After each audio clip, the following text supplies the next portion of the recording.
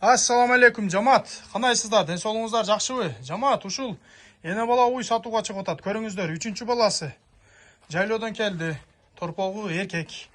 Көрүп турасыздар, энчи бап өтө зор уй сатууга чыгып атат. Көрүңүздөр, уйдун савлаттары, сыны сыпаттары өтө зор. Машалла. Мынакей. Торпок дагы эркек торпок. Мынакей. Уй жайлоодон келди буюрса. Таза дыйкандын уйу. Дыйкандан келди, көрүңүздөр. Жайлоодон келдим, бооз кысырлыгын билбейбиз.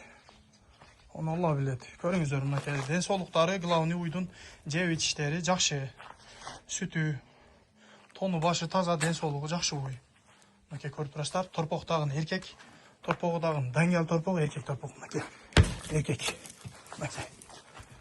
Торпогу дагы даңгал. Акчасы жамааты 200 000 сом. Аз маз эле ками бар. Кызыккандар болсо чала бересиздер. Уй саганы жоош.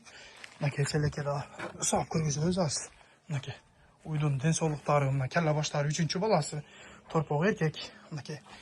Уй жоош, 4 соскасы тең рабочий. Сүт тамырлары дагы өтө зор. Мынакей машалла. Сүттүн чыгыштары жакшы. Төртөө тең иштейт жамаат. Мына нем коюп турчу.